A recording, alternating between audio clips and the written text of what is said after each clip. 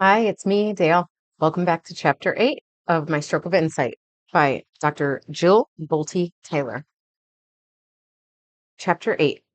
We are on page 76. We are nearing the halfway point. Chapter 8, Neurological Intensive Care. Once my physicians were satisfied that I was no longer a medical emergency, they moved me up to the neurological intensive care unit. All I know was that I had a roommate to my right. My feet faced the door, and my left side was close to a wall.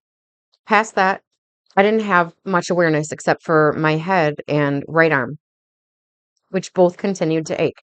I experienced people as concentrated packages of energy. Doctors and nurses were massive conglomerations of powerful beams of energy that came and went. I felt rushed by an outer world that did not understand how to communicate with me because I could not speak or understand language. I sat silently on the sideline of life. I wish I had $1 for every time I was given a neurological exam in that first 48 days or first 48 hours. Folks buzzed in, probed, prodded, and repeatedly sought neurological information. My energy was drained by the ongoing activities. I would have appreciated it if they would have consolidated their efforts and shared the information. With this shift into my right hemisphere, I became empathetic to what others felt. Although I could not understand the words they spoke, I could read volumes from their facial expressions and body language. I paid very close attention to how energy dynamics affected me. I realized that some people brought me energy while others took it away. One nurse was very attentive to my needs. Was I warm enough? Did I need water? Was I in pain? Naturally, I felt safe in her care. She made eye contact and was clearly providing me with a healing space. A different nurse who never made eye contact shuffled her feet as though she were in pain. This woman brought me a tray with milk and jello, but neglected to realize that my hands and fingers could not open the containers. I desperately wanted to consume something, but she was oblivious to my needs. She raised her voice when she spoke to me, not realizing that I wasn't deaf. Under the circumstances, her lack of willingness to connect with me scared me. I did not feel safe in her care. Dr. David Greer was a kind and gentle young man. He was genuinely sympathetic to my situation and took the time to pause during his busy routine to lean down near my face and speak softly to me. He touched my arm to reassure me that I would be okay. Although I could not understand his words, it was clear to me that Dr. Greer was watching over me. I understood that I was not stupid. He understood that I was not stupid, but that I was impaired. He treated me with respect. I'll always be grateful for his kindness. On that first day, my condition progressed and improved rapidly in some areas, but not at all in others. Although recovery would take years, certain parts of my brain were still intact and eagerly engaged in trying to decipher the billions of bits of data making up the present moment. The most notable difference between my pre and post stroke cognitive experience was the dramatic silence that had taken up residency inside my head. It wasn't that I could not think anymore. I just didn't think in the same way. Communication with the external world was out. Language with linear processing was out. But thinking in pictures was in. Gathering glimpses of information moment by moment and then taking time to ponder the experience was in. One of my doctors asked me a question. Who is the President of the United States? In order for me to process this question and come up with the answer, I had to first realize that the question was being asked of me. Once I realized someone wanted my attention, I needed them to repeat the question so I could focus on the sounds being spoken. And then I had to pay really close attention to the movement of their lips because it was very difficult for my ears to distinguish a single voice from background noise. I needed the question to be repeated slowly and enunciated clearly. I needed calm, clear communication. I may have had a dense expression on my face and appeared ignorant, but my mind was very busy concentrating on the acquisition of new information. My responses came slowly, much too slowly for the real world. Paying attention to what someone was saying took an enormous amount of effort, and I found it to be tiring. First, I had to pay attention with my eyes and ears, neither of which were working normally. My brain had to capture the sound and then match that sound up with a specific lip movement. Then, it had to search and see if there was any meaning for those combinations of sounds stored anywhere in my wounded brain. Once I got one word figured out, then I had to search for combinations of words, and with an impaired mind, that took hours. The effort it took me for me to pay attention to what someone was saying was like the effort it takes to pay attention to someone who is speaking on a cell phone with a bad connection. You have to work so hard to hear what the person is saying that you may become impatient, frustrated, and hang up the phone. That's the kind of effort it took for me to hear a voice in a noisy background. It took a tremendous amount of willingness and determination on my part and infinite patience on the part of the speaker. For my information processing, I took the sounds of keywords and repeated them over and over again in my brain so that I would not forget what it sounded like. Then I would go on a process of exploration to identify a meaning that matched the sound of those words. President. President. What is a president? What does that mean?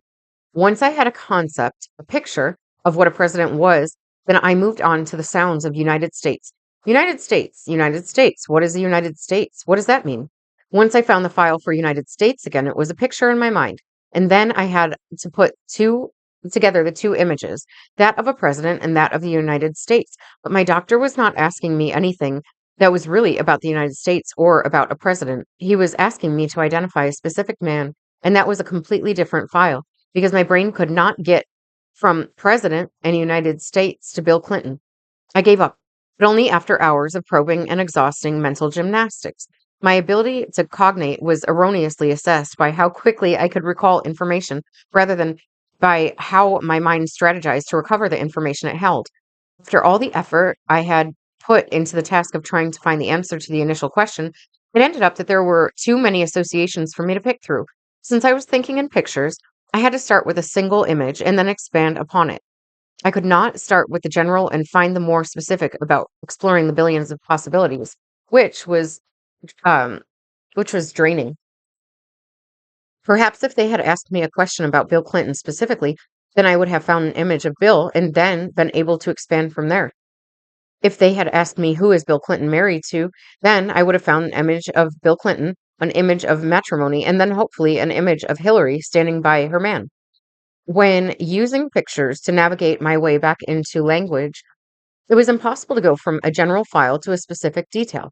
To someone looking on, I may have been judged as less than what I had been before because I could not process information like a normal person. I was saddened by the inability of the medical community to know how to communicate with someone in my condition. Stroke is the number one disabler in our society, and 4 times more strokes occur in the left hemisphere, impairing language. I think it is vitally important that stroke survivors share and communicate about how each of their brains strategize recovery. In doing so, our medical professionals could be more effective during those initial hours of treatment and assessment. I wanted my doctors to focus on how my brain was working rather than on whether it worked according to their criteria or timetable. I still knew volumes of information, and I was simply going to have to figure out how to access it again. It really was fascinating for me to watch and experience myself during those earliest stages of recovery. Because of my academics, I intellectually conceptualized my body as a compilation of various neurological programs.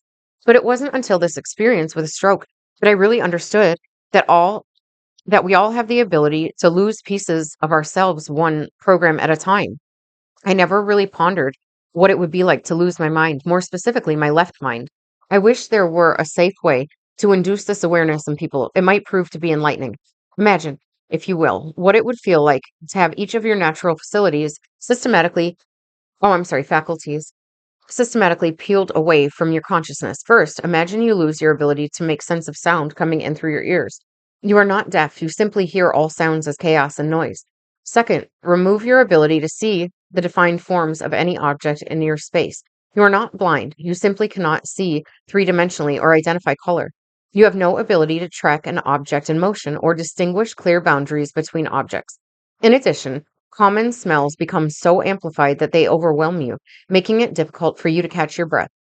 No longer capable of perceiving temperature, vibration, pain, or proprioception, which is the position of your limbs, your awareness of your physical boundaries shift. The essence of your energy expands as it blends with the energy around you, and you sense that you are as big as the universe. Those little voices inside your head reminding you of who you are and where you live become silent.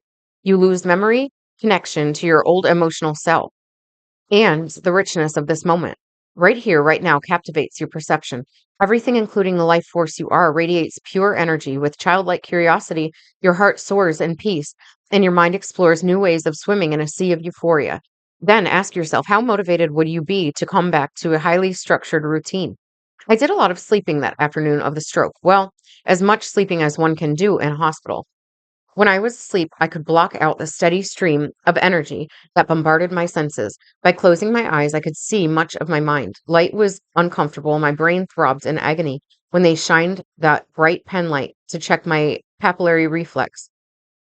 The IV in the back of my hand hurt like salt in an open wound, and I craved being unconscious to their physical manipulations. So I escaped by delving back into the sanctuary of my own silent mind. Well, at least until the next neurological exam.